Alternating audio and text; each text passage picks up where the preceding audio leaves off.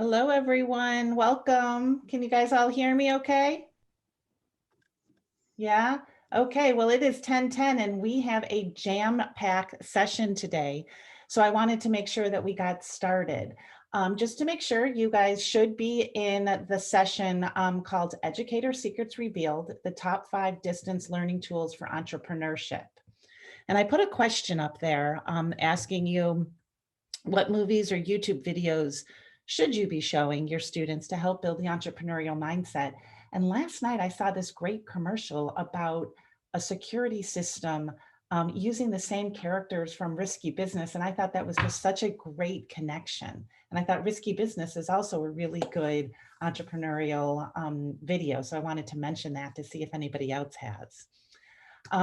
Anyways, for the last 6 months, a cohort of educators have been meeting to learn from leaders in the field and from each other on the best practices of teaching in difficult times.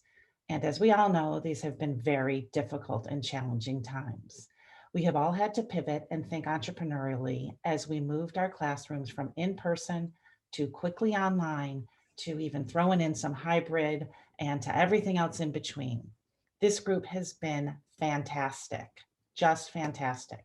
It has been truly a wonderful experience for me. I'm Robin Eisen. I'm the Special Projects Manager at Young Entrepreneur Institute, and I have been the facilitator of this group. Our mission, I'm just going to turn this, our mission was to be part of a group of educators that were going to talk and develop best practices in entrepreneurial learning and teaching in difficult times. We were going to facilitate excellent teaching, and we're going to facilitate peer-to-peer learning. We had 3 goals. The first goal was education and engagement, meaning developing awareness of and engaging with entrepreneurial education resources. Our second goal was community, or taking advantage of peer-to-peer learning and sharing knowledge. And third goal was sharing, or demonstrating our learning. And today we get the opportunity to actually share all of this with you. We are going to unpack what we have learned in our toolbox as we have created all of these great and learned about all of these great resources over these last sessions with you. We will have 4 educators sharing today. We will take some questions at the end of each educator's presentation, and we will take some questions at the very end when we talk about, or I talk about, our 5th tool. To go quickly, we have Carla Neely, who is the Warner Girls Leadership Academy 4th and 5th grade educator. And she's going to be talking about a resource called Waggy Labs.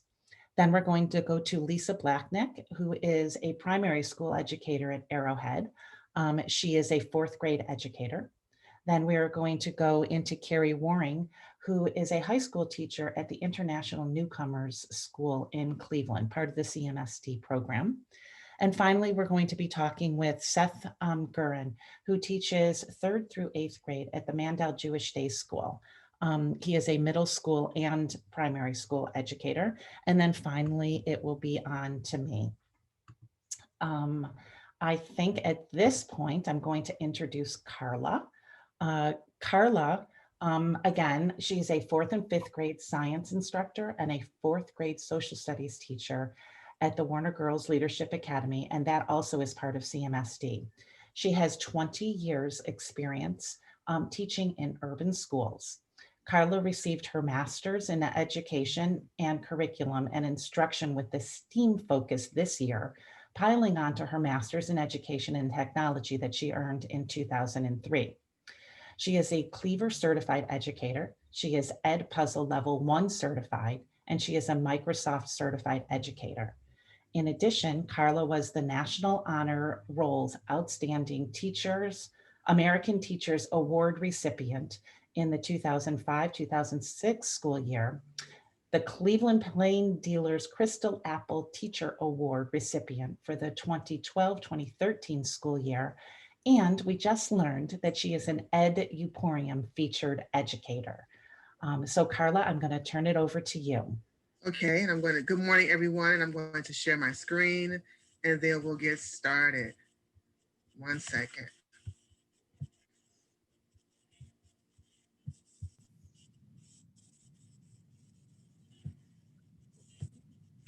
Okay, as Robin mentioned, I'm a 4th and 5th grade teacher at Warner Girls Leadership Academy in Cleveland, Ohio. And one of the programs that I was introduced to was YEI Labs while I'm a member of the first cohort with YEI. And I was able to choose YEI Labs based on a mini grant that the cohort members were able to receive. So I chose YEI Labs because one of the big parts that 4th graders have to learn with regards to social studies is entrepreneurship. And unfortunately, I wasn't given enough material to teach them about entrepreneurship the way that I wanted to. And as I researched what I would like to use with my grant funding from YEI, I chose YEI Labs because the whole program deals with preparing them how to be entrepreneurs in a fun way, and it's kid friendly. And I was also able, since I found out once I got the grant that we were going to be completely remote, it's easy for me to use remotely with the girls. And YEI Labs basically is an entrepreneurship program where the kids are free to discuss their ideas. That's all we do. And then figure out a way that we put it in action. And as a matter of fact, YEI Labs stands for What a Great Idea. So whatever idea the girls come up with, I always tell them it's a great idea. And then we'll try to figure out how it can fit in the overall goal that we have in place. Instead of calling the girls entrepreneurs, we call them kidpreneurs. And kidpreneurs, they are using curiosity, compassion, and courage to come up with their ideas to solve challenges in the community and the world. And that's what I liked about YEI Labs, because instead of having the girls focus on what is their dream business, be it a hairstylist, have their own restaurant, it really forces them to look at their community, look at the needs of the community, and then think about what type of business can you come up with that will benefit your community, again, based on the needs that they have. And the way YEI Labs is designed as if the students are planning a voyage on a ship. And that's how the whole framework is designed, the voyage. And the first part of a voyage, we know before we even begin to use the ship, we have to come up with the crew. And these are the ways that they come up with their crew. First, we learn the YEI Lab rules, which are the YEI ways. We create a safe space for their meetings, and then they create their own roles and goals. And they stick to those rules and goals and have their team members accountable for those rules and goals. After they've done that, the first part is the sea of curiosity. So during this part, all we do is have them come up with things that they're curious about as far as the needs of their neighborhood. That's all we do during that whole process. The second part, after we've come up with ideas, this is where my students are now, the island of compassion, walk in other shoes. My students decided they wanted to focus on the homeless because we have some students, and some of them are in my class, they are homeless and they are living in homeless shelters. So they wanted to come up with a business where they are focusing on helping the homeless. And so they're, as I mentioned, out of compassion. So starting next week, they're going to have a speaker come in who's homeless to give them some ideas, what it's like being homeless, things they may need, and what type of things they can do as far as their business that would benefit the homeless. For example, if they want to come up with a food store, how is that going to benefit them? People who are homeless look at food differently than someone who has a job and they can choose what they want to eat every day. It's totally different for them. After they've done that, they go to the ocean of courage. This is the time, everyone, when they actually design their business. They come up with the blueprint or the prototype. They also come up with their pitch. They think of ways to play it forward. And at the end, once they have come up with their business, to advertise it, they create a music video. That is what they do, to introduce and to advertise their business. So the resources that I use 3 main resources for this program. I'm currently using them as well. The first thing is a video, Are You a Kidpreneur? This video on YouTube that I introduced to them before I even began to teach them, use the YEI Labs program.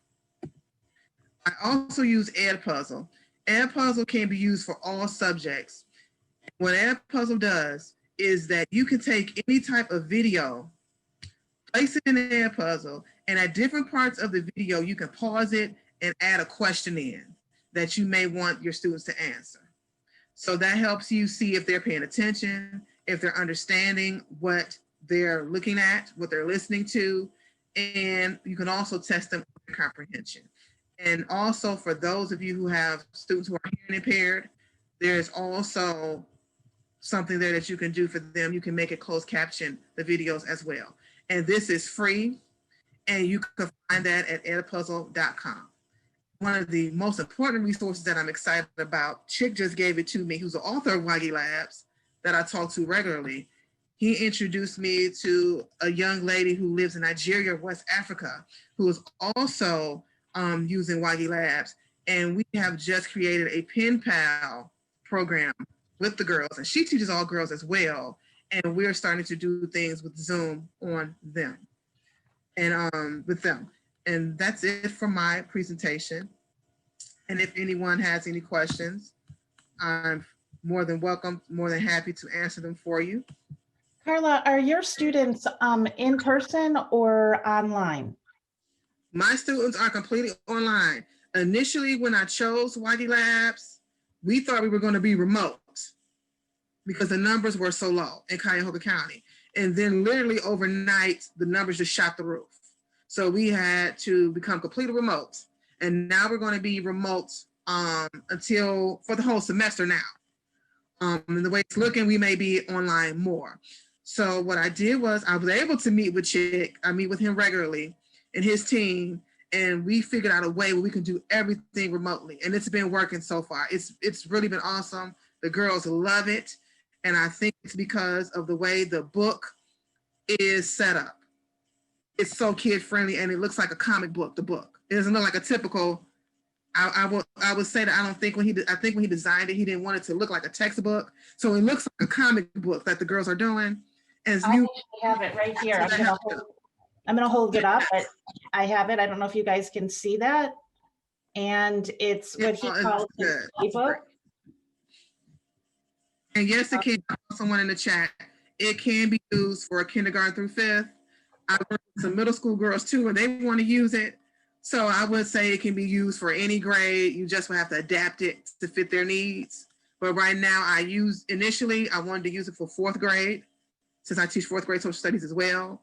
Then my 2 5th grade science classes wanted to use it. So I'm very appreciative because Chick donated all the books with my classes. So all 3 of my students are doing it now.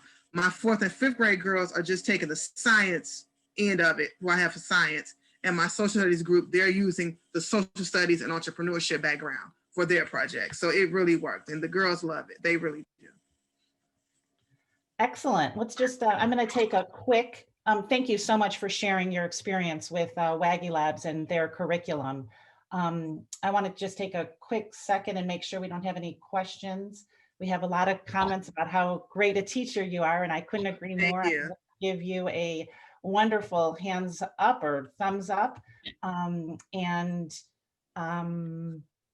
don't think we have any other questions, so we're going to move on to our second teacher, who is Lisa Blachaniec. Lisa is a 4th grade teacher at Arrowhead Primary School in the Copley Fair Lawn City Schools. She has over 14 years of experience, and she brings all of that experience in an amazing way to her classroom. According to Lisa's principal, she's a quiet leader. She tutors other teachers and staff in how they can use Google and other items in their class. And according to her colleagues, they say, and I quote, "Without her tutelage, they would not be able to handle remote learning." Lisa is certified in 1st through 8th grade and has a master's degree in literacy. So Lisa, I'm going to hand it over to you, who's going to be talking about the National Inventor Hall of Fame. Lisa, are you there? I have to unmute. Forgot to unmute. Thank you. I just want to start by thanking YEI. I only got onto them just about a year ago through someone in our district who plugged me in, and I was able to do the pitch challenge last year. I'll talk a little bit at the end about that, but it has been such a great resource for me in the last year, and I just want to thank you.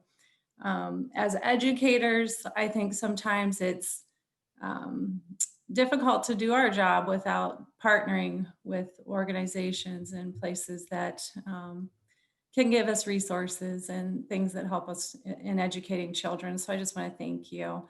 I did learn about the National Inventors Hall of Fame through the cohort. This is the first time I've been with the cohort. And I struggled with which bonus or tangible bonus to select because they all sounded so great. But I ended up going with the National Inventor Hall of Fame because I thought it would tie in nicely with the pitch challenge where the kids are being innovative and coming up with a business.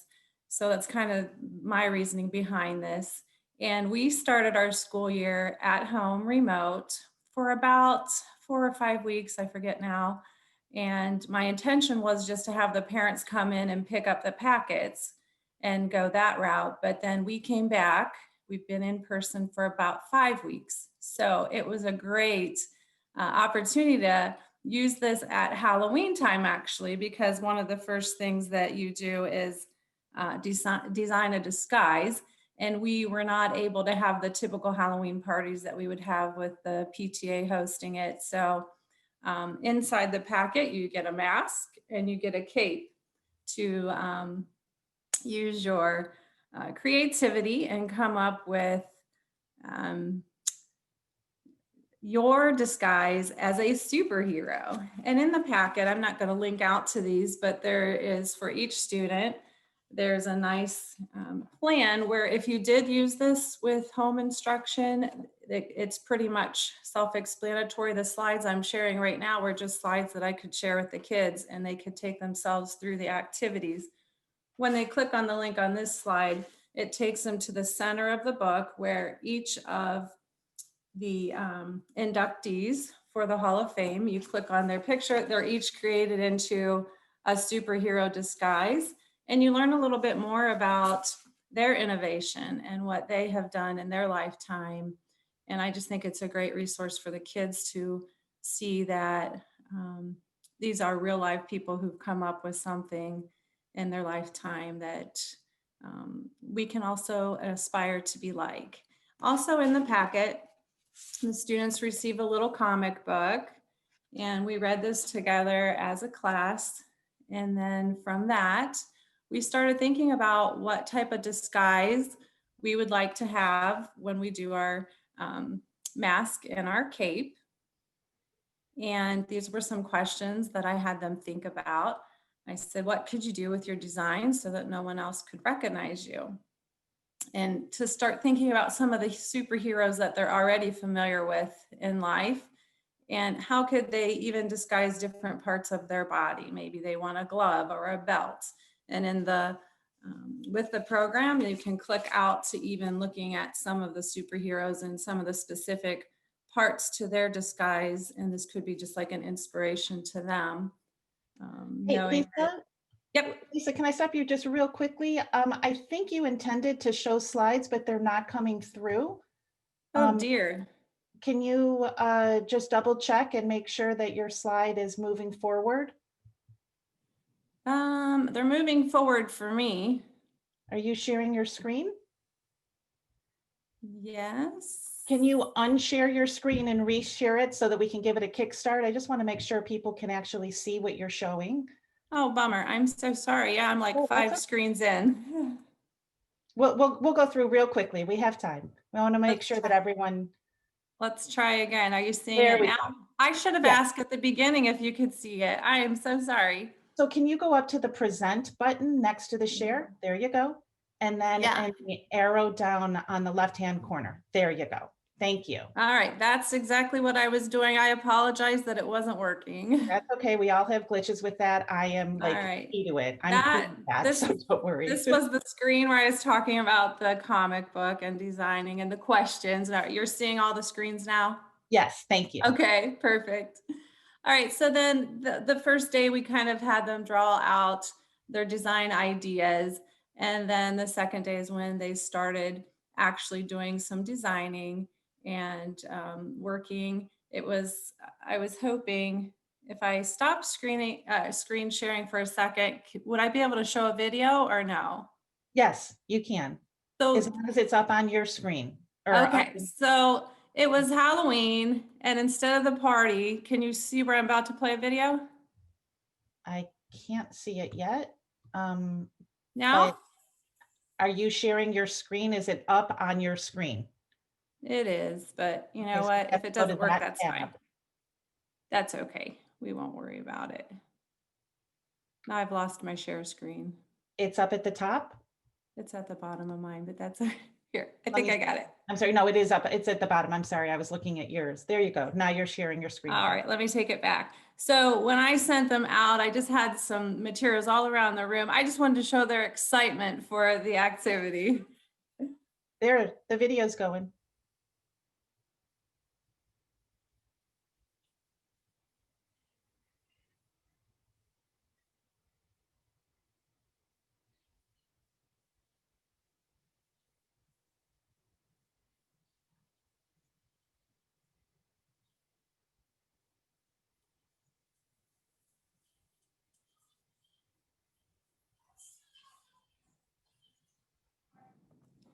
All right, am I back with my slides? Not yet. I think you have to stop sharing screen and then Stop reshare. and go back. Okay. Yeah, it's a little glitch in Zoom. All right. Yeah, we use Meet at my building, so I'm not as familiar with Zoom. So how about now? Great. Great. You're on day 2. Create Okay, best perfect. slide. So I kind of snuck ahead and showed the little video to show their excitement. They were super excited for this activity. And, you know, when they were brainstorming, I told them that brainstorming just allows our mind to think creatively, and it's just a plan. And as they went, they might make some changes, and that's okay because that's all part of the design process. Um, so let me see, why am I not moving on? To do it this way. So here's some of my final design. I'm going to show you in a second the whole class, but these are just some of the kids and what they designed. And some of them added things to their hand as a glove. Some added some things that went on with their head. This is a back view of what I call my quarantine, all of my superheroes. And the next activity we did on the third day, we worked with making a gadget, something to help us with a task. And inside the kit, you get some what is considered sludge, and their little mascot is Pip. All right, and through this next step, you go through and you want to come up with a gadget, because in the comic book, there's a toxic spill, and you want to come up with a gadget that will help you be able to clean up the toxic sludge. And so it was just another opportunity for the kids to be creative and really think again through the design process. I had certain supplies that they could use to make this. And inside the book, this is just one page from the book. And when you're doing all of this, they even have links where it plays superhero music. There's little videos that you can click on as well for the students to encourage them. And the first thing I had them do is draw out a sketch of what their gadget would be. So I just threw in a picture of one of the sketches and then a couple of the students' gadgets that they came up with to clean up the sludge. And I think that that day was super fun for them as well. And to me, teaching it is about having fun as well as learning at the same time. And these packets have been such a segue to me to go right into the pitch challenge, because next Friday, Robin is going to meet with my class remotely to kick off the pitch challenge. And I look forward to seeing, you know, what businesses my kids come up with this year. There were some incredible ideas last year. And I put in a quote here from Nikola Tesla, which comes in the packet, one of the videos. It says, being an entrepreneur and an innovator, just like being a superhero, can be both exciting and scary. Entrepreneurs, innovators, and superheroes have to be willing to take risks. And that's something that I encourage my students to do pretty much daily. So it's worth looking into if it's something that you think your students would be interested in. So having gone through the curriculum of the National Inventors Hall of Fame kit, do you think this is something that can be used in any sort of silo of like math or science or English, or is it something that kind of cuts across all? Like, how did you incorporate it into your day? So actually, I've incorporated a Genius Hour kind of into my schedule, but it also goes hand in hand with our social studies. We basically study Ohio in 4th grade, and in our textbook, we learn about entrepreneurship and about the inventors from Ohio. So I think that it ties in real nicely with that. And then our reading curriculum also has in one of our units, talks about kids in business. So I've been able to really talk about it a lot with my kids across the curriculum. Excellent. And I love how you tied it into Halloween too. That was great. It was fun for them. And also for any of you who were here yesterday for our Enspire conference, we learned about having superpowers for when we get older. And I actually included that or talked to my older kids about how they should think about what their superpowers are instead of saying I'm proficient at this on their resume, or I've done, you know, sort of a chronological thing. What are your superpowers? What are you looking for? And I think this particular exercise has them starting thinking about what are their superpowers really young. And it's something that they can, I think, take with them throughout their education and even into adulthood. Right. So thank you. I know that some of what you shared today were your actual lesson plans. I mean, this is what you did with your students, incorporating what was provided to you and then adding, you know, a little bit of your own sort of awesome sauce into the curriculum too. So thank you for sharing what you did with us. It was Sure. great. Let me just double check, make sure we're okay before we move on. Okay. Any questions or anything for Lisa? Lisa, thank you. Appreciate that. You were willing to share. Our next speaker is Keri Waring. Keri teaches at the high school level at the International Newcomers Academy, which is also part of the Cleveland Metropolitan School District. What's interesting about Keri's class is that her students, their primary language is not English.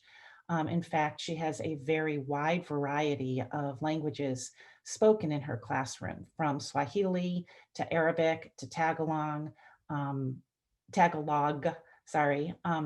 lots of different languages spoken in her classroom, and Keri doesn't speak any of these.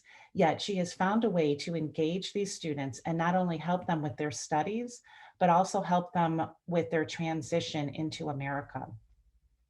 Many of Keri's students have had a long and tremendously difficult journey just entering our country. Keri is tasked with assisting them with their education, and she does an amazing job. She leans on the learnings and teachings of entrepreneurship to reach these students.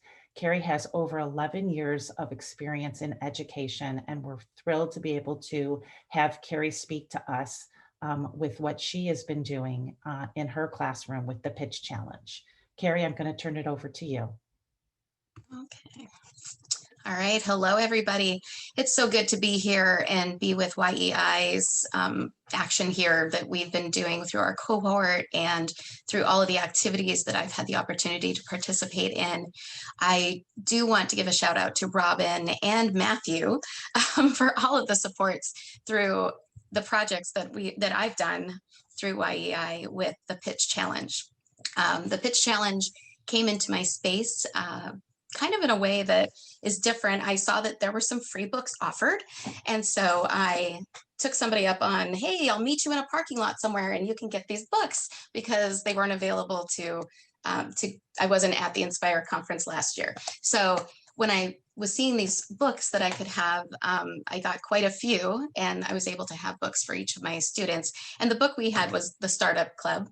And it looked a little more elementary, but for my students who are brand new English speakers, they are brand new to the country.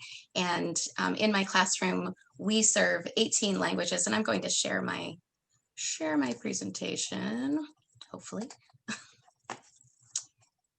Okay, so we serve 18 languages, and 24 countries are represented in our school building. Oh, I have to share that. Keri, it's not up. Can you Yep.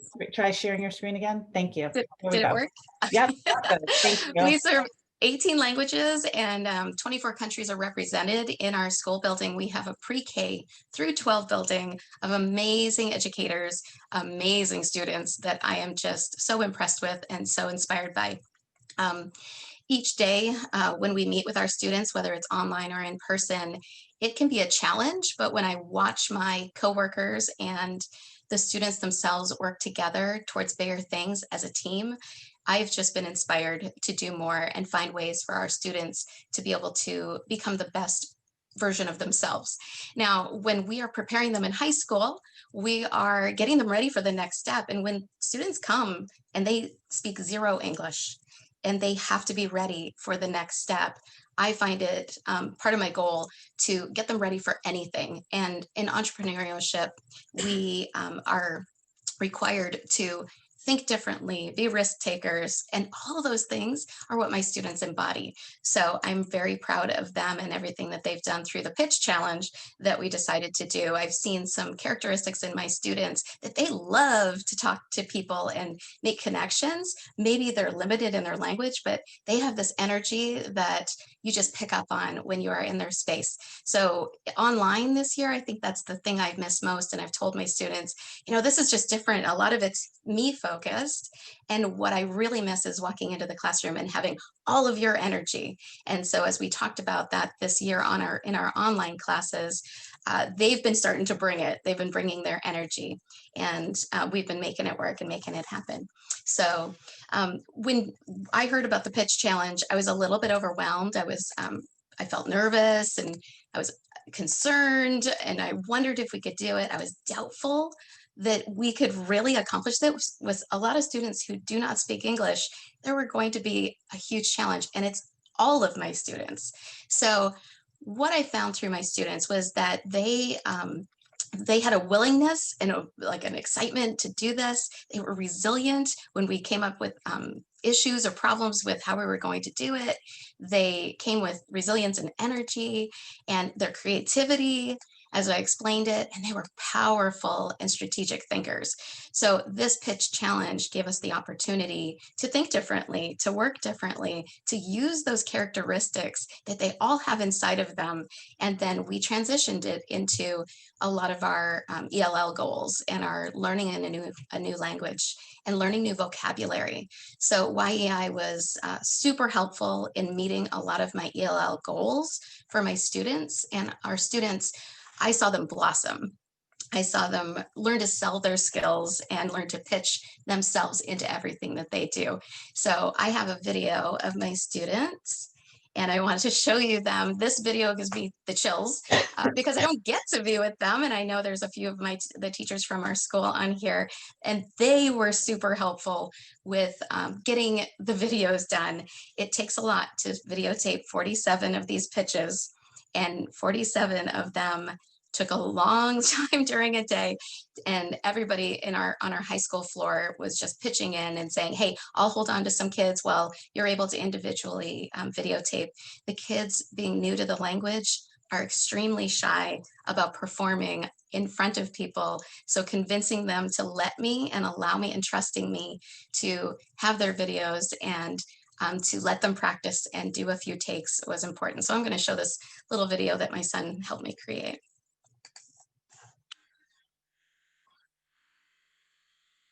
Is it playing? Oh, hold up.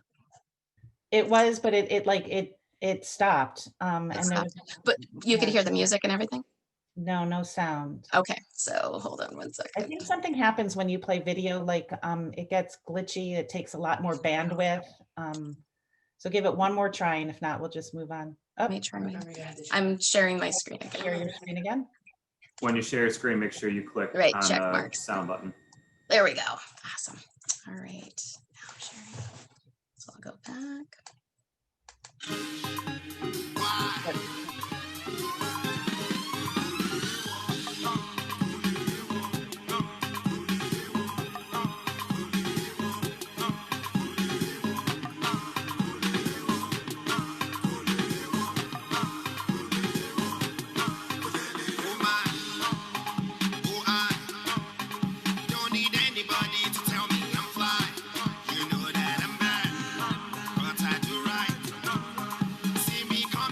America tonight.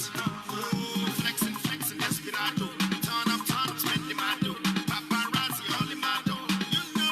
You know, knocking on my door.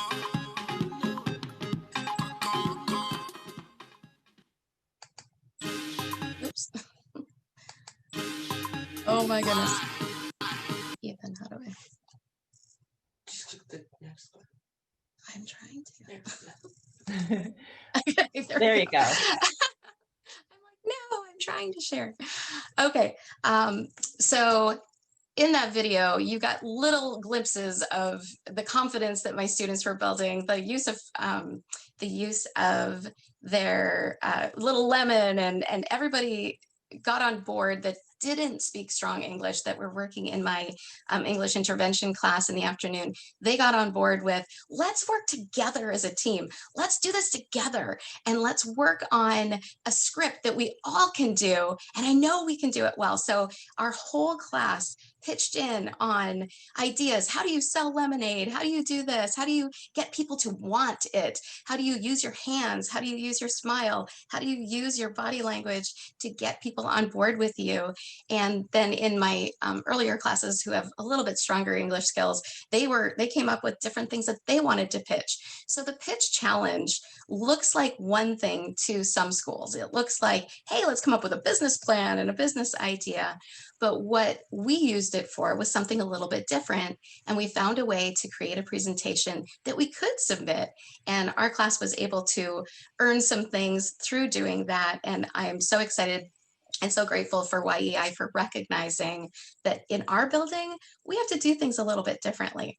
And it doesn't matter whether, as an educator, whether we're online or in person, our purpose truly is for students to have a community to share and grow your creative skills, and that teamwork and everything we were doing together. The kids bonded. They got better and better at interacting with each other. When they don't speak the same languages, that can create some conflict. That can create some situational stuff. And what I saw happen in those classes that needed it was through entrepreneurship and through our pitch challenge work together and our excitement, things changed. There was an adjustment in the students' feelings about themselves, their confidence, and with each other. So I think that is our ultimate goal as educators, is to do that. So we always, as educators, we encourage our kids to be risk takers, self-starters, creative thinkers, connections focused, team players, and critical thinkers, to think differently, to think and listen to each other and hear ideas and start to process. And through our pitch challenge, that is hugely what was able to happen. Now, a lot of times people are like, well, you're ELA, you guys can do anything. You can touch on everything in ELA. It's not a problem. Presentation skills make sense for you in your standards. But what I found was, as I was looking through the content standards, if you think outside of the box when you're lesson planning, which I have to do all of the time, all of my colleagues are amazing at this. We just have to think outside of the box. All of these standards that I just grabbed for math, for science, for social studies, all the way from 9 to 12, all of these content area standards could be reached through our pitch challenge if you thought creatively and you pitched it to them the correct way, and even to your administrator the correct way. So I think that it's really important to have this open mind. Start thinking about how you could use it. How could you use the pitch challenge in your classroom? I will be excited to see, and right now in the chat, you could throw in there some ideas, because we are creative thinkers. When we work together and we're not alone, that is where the best work happens. So do me a favor, go into the chat, type in some way you think maybe you could use the pitch challenge, or one of the ideas I've presented, and just start thinking, start getting those creative juices flowing. I know if you can see me, and I know my screen is up there, but I know that the coming up is there are, let's see, how many are there? Are there 24? 24. 24 mini grants. And I have heard, and Robin, correct me if I'm wrong, that if you apply for a mini grant, you will get one if you are in Northeast Ohio. So if you are an educator in Northeast Ohio, you will get a mini grant to be able to have some funding to support your plan, your action. So start thinking now to get ready to apply for one of the mini grants.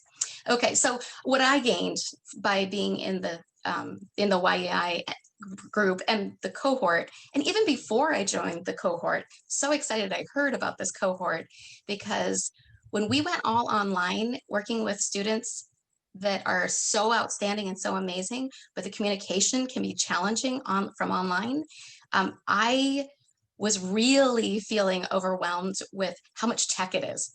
I am not that techie. The people who are on this call who know me, they know Keri's not super techie, but wow, have I done it with some support from my 16-year-old, and been able to use a lot of what the cohort has taught me. So one thing I have learned is never go into your head alone. It's a dangerous place. Your online classroom, your lesson planning, or even the real world, never go in alone. It is really important to join a professional learning community like the one that we've been blessed with in the cohort this year, so that your stress level can be reduced and you are not working alone. We are not used to that as teachers. We're used to being a team and working together side by side, and you get lonely and it gets daunting. So make sure you join a professional learning community in some way, or make really good connections in your building. The second thing I really learned was that online, there are amazing free resources, and it's always in the cohort. We talk about what's free, what's available, what you can use that you may or may not find on your own. And I know through the cohort, I've learned about Padlet, Flipgrid, Kahoot, more about my Kahoot and the data that I can get from that, Kami, Quizlet, Edpuzzle, so much that I will be using during my work with my students for creating our next pitch challenge activity. And number 3, necessity is the mother of invention. Would you have been as brave as you've been now that you've had to teach online? Would you have been so brave before?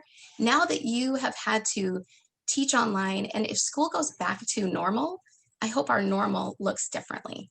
I hope our normal looks more techie and more involved, so that students are getting prepared for a workplace that is more based in tech and that we do need to step into. All right, so start thinking. Your students will be so impressed when you come up with new ideas. I think you'll be really excited. So here are the things that I think students need to, I think we all know as educators, students need to be learning this way. So here are the thoughts that I put together. And I love this song by a South African group that came together and said, we need a dance that people can do all across the world to get people together and unified. And this is videotaped somewhere else in the world where they're more Latino dancers. And so I'm featuring this song while I hope to inspire you for a minute.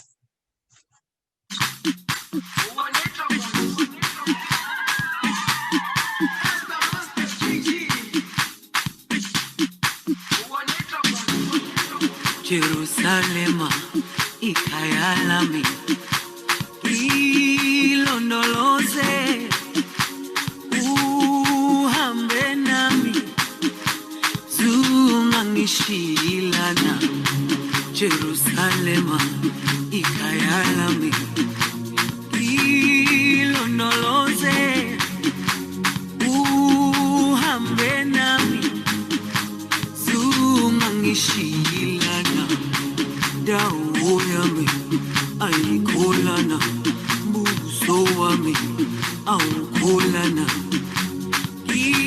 ilondoloze zuhambe nami dawo yami. Sorry, I have to move on from that, but that song is by Jerusalema, and it's the dance that is supposed to pull the world together. So personally, as teachers, our job is to have our students have the opportunity and the chance to showcase their individual abilities and their skills, and using things like the Pitch Challenge or other project-based learning. When kids get the chance to do, you learn so much by watching them. They really want to do great things. They want to show themselves in special ways. And when you get the chance to watch them do project-based learning, which is what Pitch Challenge is, when they are working it and they're figuring it out, you learn how to adjust your lesson planning. You learn how that it can get stronger and better in a big, huge way. So I love giving the kids control and letting them tell me what they need and what they want and what we need for the big world. Once they get out there and working with high school, they're immediately going to make an impact through what they've learned. So get ready, get connected, and get registered for the Pitch Challenge. I put a slide in my presentation where you can link right to the Pitch Challenge through YEI. Many resources provided by YEI right there, and you will be so glad that you did if you get involved. Excellent, Keri. That was a great pitch for pitch, right? That's one of the ways we do it. Thank you so much for your wonderful presentation on just one, and actually two, if you count, sort of how you got connected with us through the Startup Squad book. We do have a couple extra books of those, and also the Startup Squad, as well as Pitch, as well as everything you're learning about today, is available as a mini grant for all Northeast Ohio educators. And that's coming up later after we learn from the students. But I really do appreciate you taking the time to share your experience with your class in just one of these tools. Our fourth sort of tool that we're learning about today is going to be presented by Seth Guren. Seth teaches entrepreneurship, health, tech, and STEM to his 3rd through 8th graders at Mandel Jewish Day School. In addition, he oversees all of the technology in the building and all of the professional development for the staff at Mandel. He is an outstanding educator who is innovative in his approach to education. According to his principal, he pushes students outside of the box and is always there for anyone in his building. He feels strongly in teaching people how to do the things that he's teaching them versus just doing it for them. Seth earned his undergraduate degree from The Ohio State University in history, his teaching degree from the Cleveland State University, his master's from John Carroll, and his technology license from the Notre Dame College. He is also Google Level 1 and 2 certified and Google IT certified. So Seth, I'm going to turn it over to you.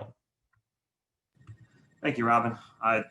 As I'm sitting here listening to my colleagues present, I was going to have some joke about saving the best for last, but it's clearly not the case in this one. I'm just going to go last. I had the privilege of putting together a presentation here. Caleb, you have to stop talking for a minute, pal. About some of the things that my coworker, my work wife, Allison, who's actually in this meeting right now, do in school with our kids. The games that we play. A lot of what we talked about so far is some really cool applications that we can use. I'm going to talk about the games that were like these here that came in a hard format, and now we have to take to a digital format. So one of my favorite terms is analog to digital. That's what I've been trying to teach really my whole career, but more this year than any other year before. I'm sorry, my co-host next to me doesn't want to be quiet right now. Okay, let me say hi to everybody. Hi. There you go. Hi. They all said hi back. See, they're waving. So some of the games that we play at my school. Hi. I have to get onto that slideshow. You guys can see the slides, right? Yes. Perfect. I got to apologize right now. I don't have any pictures or videos of my kids playing. I'm notoriously bad at doing that in school. I get in trouble probably every other week for it by somebody who needs the pictures to put in a newspaper or a news ad. So I just don't have them. But these are 4 or 5 of the games that we play. And I'm going to go through each one individually and kind of explain the good, the bad, why we use them. The first one that I really want to focus on is up here at the top right is BizWorld. It is our curriculum it is our curriculum that we use to guide entrepreneurship. Hold on. Okay, buddy, you have to be quiet, okay? Chicago Express is another game that we play. Snake Oil, Startups, and Disrupt This are all great games. We got these games because of the cohort. I was able to get involved in the cohort, get some funding to purchase these games, and now we use them in our classes. We started using them last year before we went virtual, which was a trick. Like now we have these things that are wonderful, but they're not digital. They're not meant to be digital. But the good news is that most of them are very easily taken digital.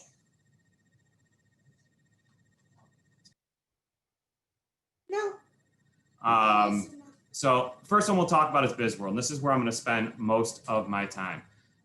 BizWorld, actually this past year, I don't know when exactly it was started, but BizWorld created an online content. So we have been for years using their hard copy of their content, and it's great, but it leaves a little bit to be desired in the fact that there's parts that go missing, there's things that get used up, and then you have to recreate those or purchase them again. I've always been a fan of things that are online, especially in a school like mine where we are all one-to-one laptops. So the online curriculum really took them to the next level as far as I'm concerned. Easy to use interface for the teachers. There's not a ton of things you have to be able to do digitally to use their interface. It's not as easy for the students in terms of getting them started right away. That was one of the downsides that I found is that they struggle with, especially with my students using Chromebooks, understanding there's a PDF, you filled it out, now you have to save that version of it and load it back up into the program. But after about 2 or 3 times of messing it up, they get it. And from that point on, it's the same every time. The content is amazing. It's incredibly well organized.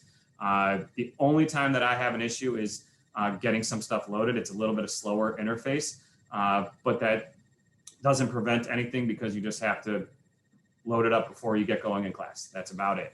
BizWorld itself is an online entrepreneurship program, and they go through everything you can possibly imagine in terms of getting kids ready to be entrepreneurs and practicing the skills. I can't say enough positive about the program. I could literally use it all year round and not do anything else and have plenty of information for my students, and they would be able to come out of the year ready to start their own businesses. Some of the other games, Disrupt This. This is a really fun game where it lets the students create, improve, or transform a product. So they're given these choices, and then there's a dice that you roll, and it's either you're going to create something with these words, you're going to improve something, or you're going to make it something else. For me, this is my personal favorite because it's incredibly easy to explain. That's it. Like you're either, here's your cards, your words, and you're doing one of these 3 things. And it's insanely fun. You get some of the most ridiculous ideas humanly possible out of these students when you're playing this game. And what I really like about it is it can quickly go from this theoretical of the conversation of coming up with ideas to being put in place to be sold or to be built and sold. So I really, this is my personal favorite of the ones that we got last year. The next one is Chicago Express. I actually had to have somebody come in and help teach Allison and I this game. Another parent at the school who recommended this one. I describe it as Monopoly on steroids. It is incredibly advanced. Not that middle schoolers can't do it. It is very advanced. There goes into a lot of detail. My recommendation on this game is that it's towards the end of a curriculum as a way to culminate it. It takes time really to get it going, and if you have to stop and take breaks, you got to keep all the parts together, the pieces, where they go. Kind of think Monopoly again. If you only had 20 minutes to play the game and you needed to come back the next week to play it again, you got to take pictures of where everything ended up, or the kids are going to say, I swear I had $50, right? It's really the most in-depth version of the games that we played. It does take time to get going, like I said, but it is incredibly beneficial to put into play real life things. Only thing I have knock on this game that I would have is that it does not translate well to the digital world. I don't know if they have a digital version. I haven't been able to find it. But that would be my biggest concern with this particular game is if it's part of your curriculum right now, it would be hard to play. This one probably gets voted by my kids as the most fun. It's called Silicon Valley Startups. Incredibly simple game. And my kids seem to really enjoy this one the most. It goes through 3 really important topics. Naming a company, which we talk about in biz world all the time, what's in a name, target user, who are we really going after here, and the industry. So they have to think about 3 really important things before they can play this game. And then it's another game where you're given cards that one of them is going to have a target industry, a user, and then a topic that they have to pick and come up with all of these things and how it's going to work. Really creative game. It's incredibly easy to take this from analog to digital. I mean, I can go as simple as just holding the cards up and the kids in the breakout room see it, do their thing, and we come back and talk about it. Snake Oil, this is a great backup game. Very similar to the other ones. Very, very simple. It's super fun. You create a product from 2 words for a specific customer. Hi, Caleb. So you're given these 2 cards that could say like tanning lotion and pillow, and then you're given a customer card like ancient Jerusalem pharaoh, like some ridiculous random thing. I try to tell people this is Cards Against Humanity, but educational. And you have to figure out how are you going to take those 2 products and sell it to that person, which is a really cool skill to remember. How do you target your audience? The last slides here really go into my idea of going analog to digital. As I say in my classroom all the time, thanks a lot, COVID, you made me do work again. There are 6 basic things that I talk about. And the highlight for me is reviewing the old is good. Sometimes we get used to what we've done and we don't change it because it seems to work. We don't want to reinvent the wheel, but our kids are changing. They're not like we were when we were in school. How they are attacked on TV and in the movies and how they take in information is just not what we were used to and what we did. So we have to adjust to that. One of the things that I took a lot of time this summer to do was I took my classroom from being analog, from being books and papers and things that they get handed to completely digital. And I don't think I have time to go through the website, but I can happily send it to anybody. I took Google Sites, which is a really easy website building program, probably too easy, and doesn't offer a whole lot of extras in it. But I was able to build a website that my kids can follow and use wherever they are. So right now, my school happens to be both in person and we have some students online. So the flexibility it allows is awesome. I really, really love the games. If we can't necessarily do sales like we used to, we can't have people coming into our school to buy products. Being able to adjust and just play games instead to create ideas and keep the class different week to week is awesome. And the games, I talk about content. Time is money. We explain that to the kids when it comes to running a business, but we also have to talk about that in terms of how much time we have as teachers. If there's a game that does something for us that makes our lives easier, time is money. I'm taking that game. It's worth the investment because I'm going to get more out of it. I love just doing things that help my kids stay engaged, just changing the format as much as I can, as often as I can, because it helps them stay focused. I watch my kids every day sit in hour-long Zooms, and it is a struggle. And then they have to do another one right after that. So if we can find a way to switch what they're doing, break them up into classrooms, it's great. During non-COVID times, and probably more now, even a little bit in COVID, what do we do outside the classroom? I was going to work in the pitch challenge here somewhere, and this is that place. Giving them opportunities to go outside the classroom is incredible. When they get to see that real world experience, I think that's really, really important. And these games help them develop those skills to get there, the comfort level to do that. And last, just have fun. Your students take the cue off of you. So if we're playing games and you're having fun and you're being competitive in there, your students are going to cue off of you. if you come in and say, all right, we're going to play this game today and it's going to be fun, that's different than coming in and say, all right, guys, I'm going to play you in this game today. And if you can beat me, you get something. They love that stuff. I think nowadays we're more of a participation trophy type of culture. I don't like that very much. For anybody who knows me, I like competition because by the time you leave school, you're going to be competing. And I think it's fun.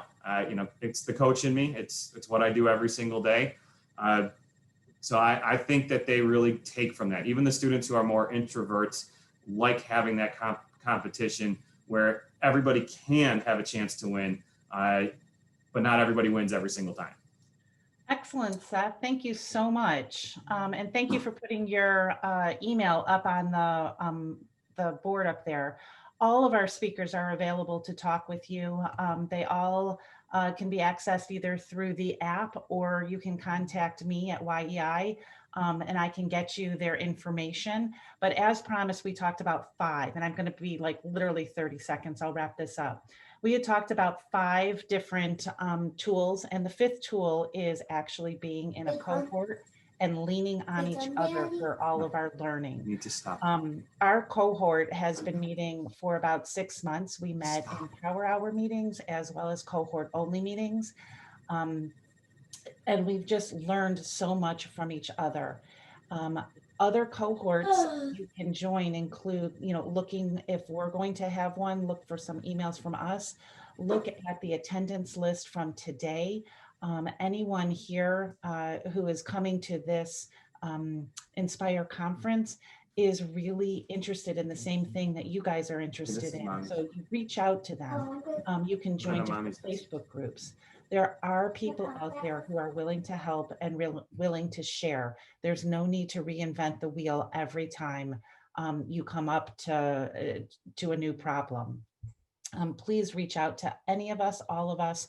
I'm going to stay on. I know in just 3 minutes, we're going to start our student portion of Enspire, where you'll get to see some wonderful products and services that our students have actually come up with, taken from the very beginning of their idea all the way through a product, and you can even get to purchase some of these items.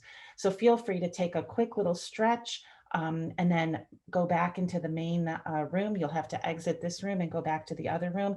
I'm going to stay on for a little bit just to monitor the chat and make sure that every question is answered. Again, thank you to our 4 wonderful speakers. Really appreciate you sharing your insights and experiences on teaching in difficult times and learning how to take all of this from in the classroom to on the computer to combinations, and appreciate all your entrepreneurial efforts. So thank you very much.